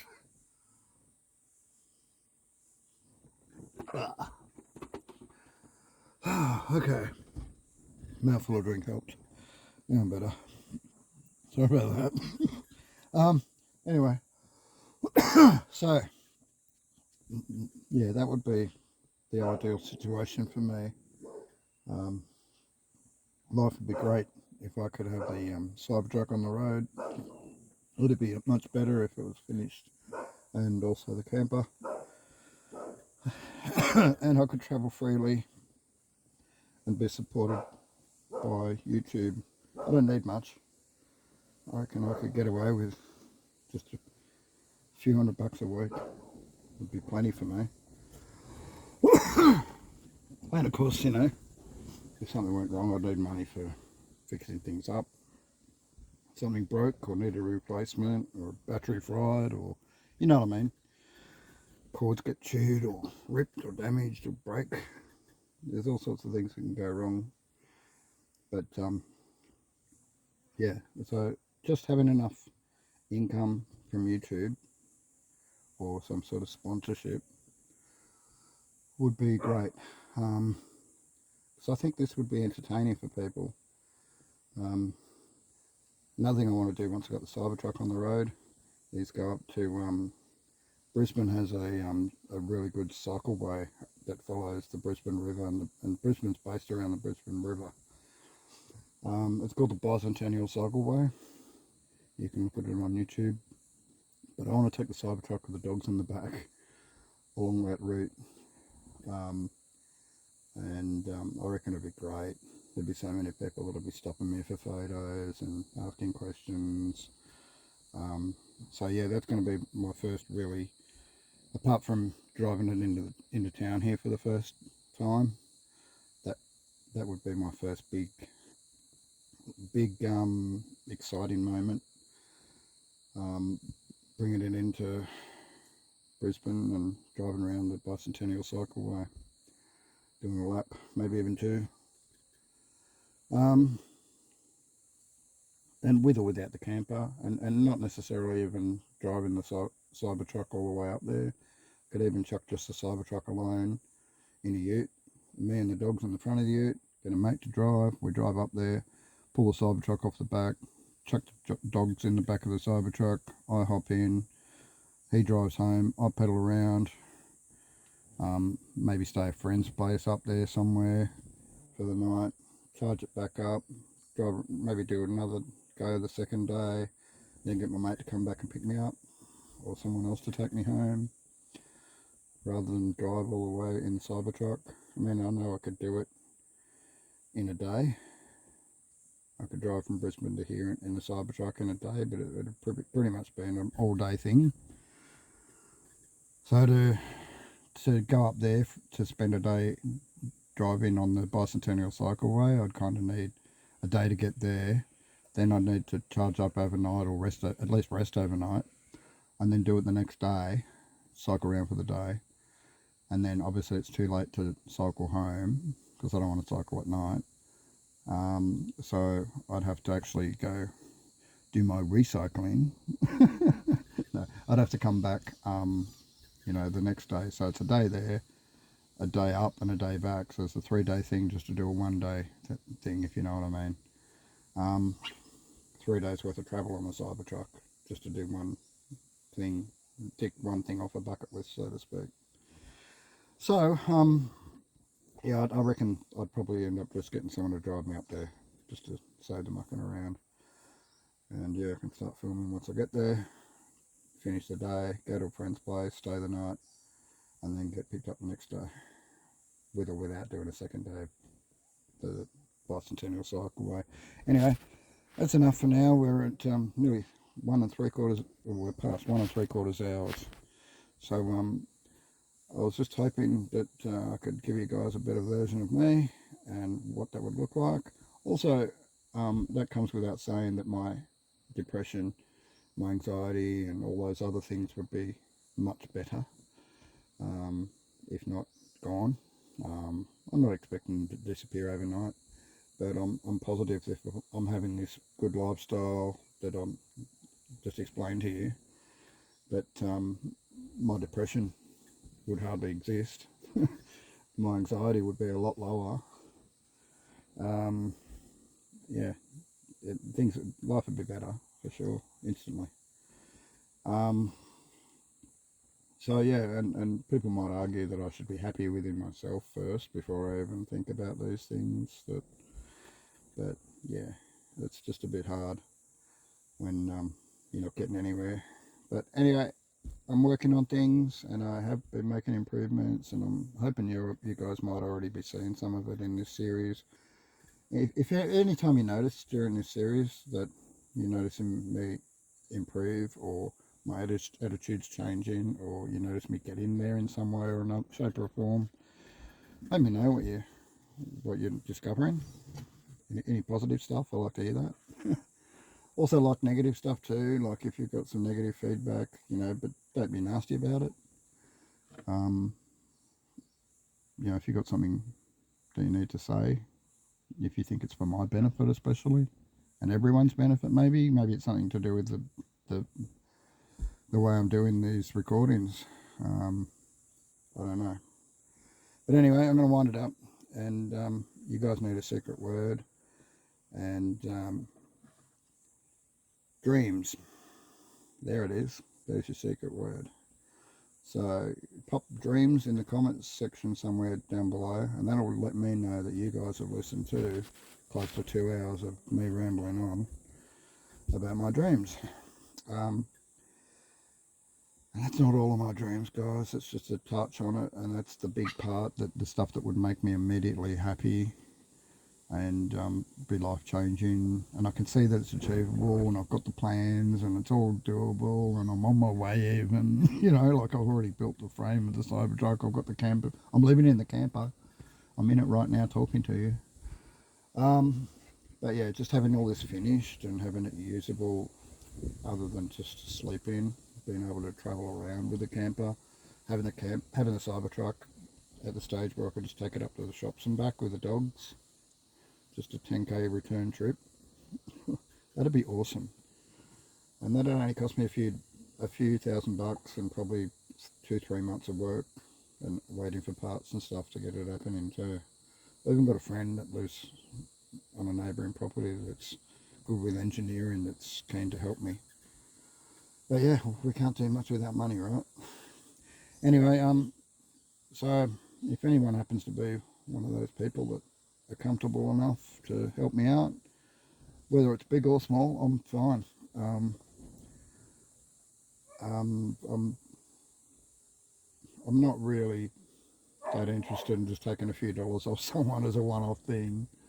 But if you want to make a weekly contribution somehow, or if you want to make a one-off investment into my life and to this dream, I will do my best to make it paid back to you.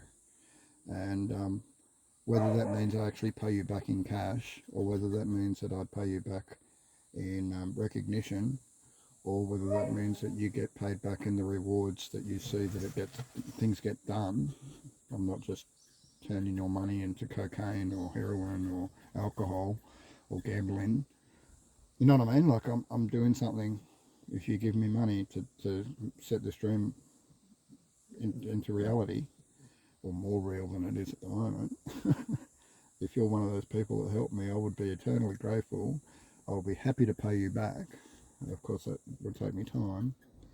But yeah, but if it's a one-off gift, I would be so appreciative. Um, and it would be life-changing. And yeah, so get in contact with me just in the comment section, or um, I don't really do emails, but look, I'm going to give my email out. I'm going to put it in the comment section below as well. So it's david.car.nimbin@gmail.com. So yeah, david.car.nimbin@gmail.com. I'll put it in the comment section. If anyone wants to contact me, I'm going to try. I don't usually check my emails, so that's why I don't like giving out the email address. But it's a good way for people to contact if we're just doing a setup thing. If we don't have each other's phone numbers, and you don't want to put your phone number on in the comments section on YouTube, you know what I mean? Yeah, I'll just start with putting my email in the comment section. Guys, remember the secret word? Testing you already, because I've nearly forgot. No, it's dreams. I know what it is. So yeah, comment dreams in the comment section down below. Email me if you would like to organise something as far as sponsorship, helping, donation, a loan, ideas on those sorts of things. I know that you can say, oh, I'll set up GoFundMe. No, it's not as easy as that. Pride gets into the way. Also, technology gets in the way. There's so much that I don't know and don't even want to attempt to learn how to do. Anyway, so I would need help if you wanted me. If you're suggesting GoFundMe, you'd need to help me set it up. Don't just suggest it. You know, that's just an example of how kind of hopeless I am in some areas. And look, I don't often ask for money, and this isn't really asking for money. I don't think this is just like, if you've been inspired by that vision that I've got, and you can see that I'm actually doing it myself, and you like me to accelerate it and not die before I finish it. That's a big fear of mine. I'm scared that I'm gonna die with this unfinished project, you know, or not get to enjoy it. So yeah, so the quicker I get it done, the better, right? I'm 56 this year, but I'm not an old 56-year-old either. Not fit, but I'm not old. Never any issues. Like, yeah, stay away from hospitals, doctors. Never had cancer, heart issues. Yeah, I smoke, so I probably got emphysema or some sort of lung issues going on. I get rattly when I smoke too much. Get all phlegmy and chesty. Smoking if I've got, you know, any sort of phlegm on my chest, just sort of aggravates it. Luckily, I don't get sick very often. That's another topic. Anyway, guys, thanks for listening for almost 2 hours of me going on. I'm not going to cut this down. This is going to be a long upload. I might do it in 720p. And I suggest when you play this back, you play it back at like 240 or 144 even. Lower your quality. And also you can put it up to even 1.5. Just put the speed up to 1.5 times, you know, so you're getting to listen to it a little bit faster than normal. I do mumble a bit and you might miss things, but it's not that important. If you catch the gist of what I'm saying in general, it's all good, right? Doesn't matter if you miss a few words, and you can always rewind it. Anyway, thanks for listening, guys. I love you heaps. You guys mean so much to me. You guys are the very fibre that holds my life together at this moment. You don't realise how important you guys are. And I'm saying this with honesty now. Try not to choke up saying it. It's really important to me, what I'm doing with this black screen series. And those that are dedicated to listening to it, you guys are like, I feel like you're my besties, even though I don't even know your names or where you're from or how old you are or what sex you are or You know, many of you are into this and don't even comment. Just listen to it. And there's not a lot of you either, so you're a treasured audience. Please appreciate that. I really treasure you guys. You guys mean a lot to me, and that's not because of the potential for income. It's for the connection. All right. So I'm using YouTube to make the connection that I once felt I had with my Facebook audience. Yes, I kind of do have that, but it's a bit different.